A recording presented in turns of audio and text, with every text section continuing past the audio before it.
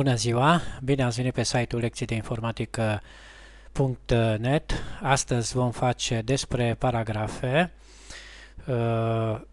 despre elementul P care se utilizează pentru marcarea paragrafelor. Acest element P este foarte utilizat în HTML pentru a marca un paragraf din cadrul unui text.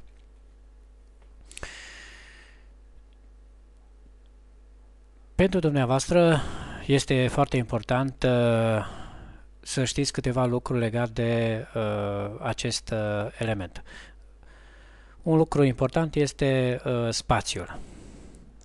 Foarte mulți, probabil, veți dori să intercalați spații între cuvinte sau spații între rânduri. Și vă așteptați acest lucru să se vadă și în browser.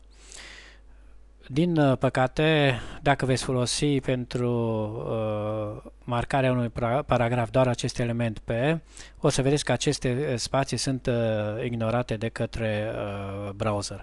Dar haideți să luăm un exemplu și să vedem cum se comportă acest lucru în mod real. Vom lansa editorul Notepad++. Vom crea un nou fișier. Așa, și haideți să începem.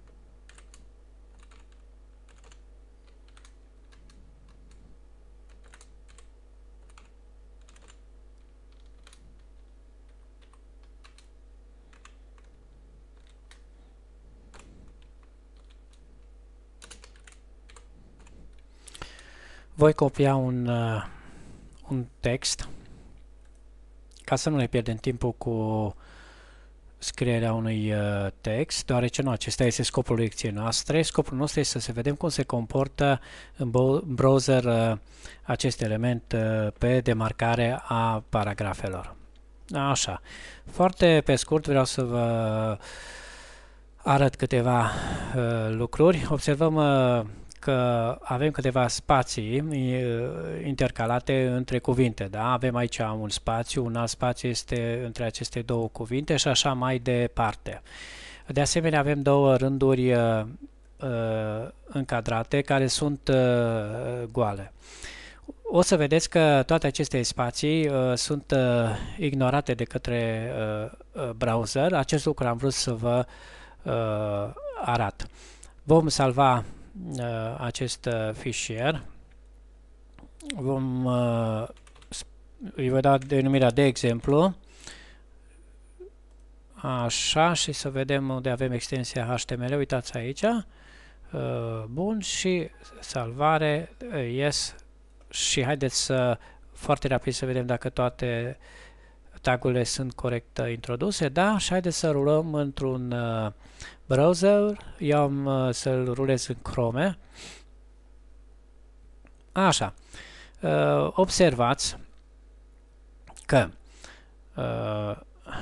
haideți să restrâng puțin browserul ca să putem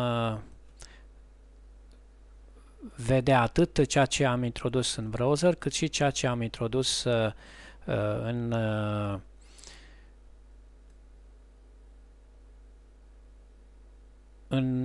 ceea ce am introdus în editor și ceea ce avem în browser. Observați că toate aceste spații au fost eliminate, au fost ignorate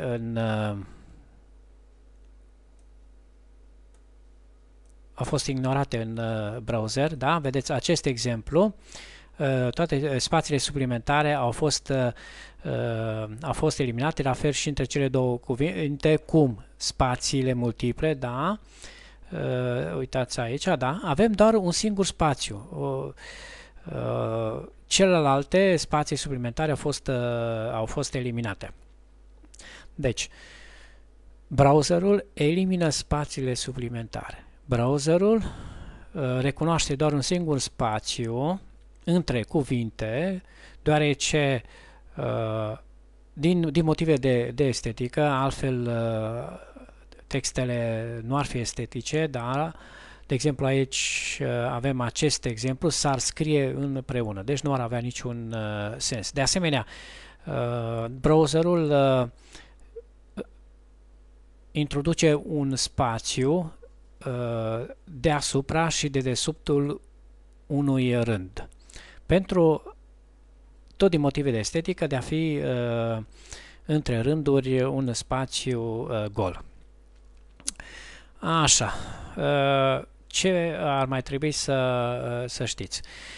Doar foarte pe scurt, trebuie să știți că în versiunile HTML4 și versiunile anterioare, dacă nu folosim acest tag de închidere P, o să vă observați în browser că acest lucru este valid, deci va fi valid și atât validatorul cât și browserul recunoaște. Haideți să-l ștergem și să-i dăm o salvare și să rulăm din nou în browser. Observați că nu avem nicio modificare. În schimb, dacă în XHTML nu vom pune acest tag de închidere, atunci validatorul nu-l va recunoaște, deci nu va fi validată acea pagină web și, ca urmare, nici browserul. Desigur, pentru a deveni o pagină XHTML, acest exemplu, ar trebui să schimbăm acest tag și să folosim declarația doctype și o versiune de XHTML. Bun. Trebuie de asemenea să știți că elementul P de marcare a paragrafelor se utilizează foarte des împreună cu atributul align. Haideți să vedem cum putem folosi în practică acest atribut.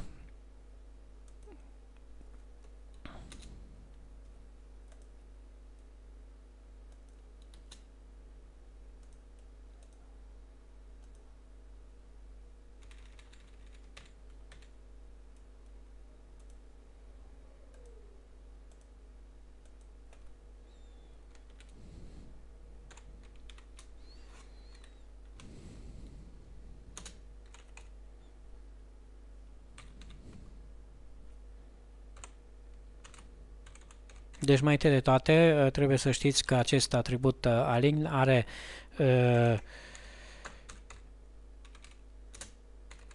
are 4 valori: center, left, right și justify.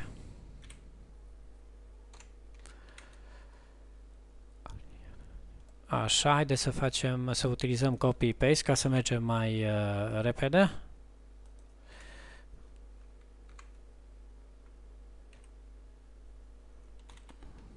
Doi, 3, 4, deoarece avem 4 valori. Aici vom introduce left, right,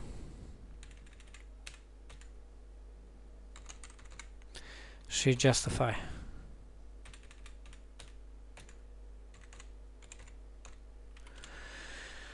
Așa, vom da o salvare și haideți să vedem cum va arăta în browser. Vom da doar un refresh în browser și deja avem rezultatul. Uitați, aici este rezultatul. Deci, align center este acesta.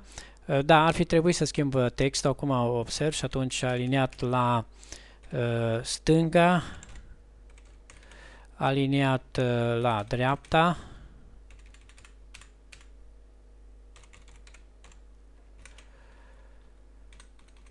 și aliniat, să spunem așa, în ambele părți. Justify-ul acesta, cam așa ceva ar veni, adică este aliniat în mod egal pe ambele părți. Să-i dăm din nou un save, îi dăm un refresh. Așa, și atunci avem foarte clar și textul ne arată că avem deci avem aliniat la centru, da, acesta este valoarea center a atributului, valoarea left, deci aliniat la stânga, valoarea right aliniat la dreapta și aliniat în ambele părți justify. Cam atâta despre acest element P.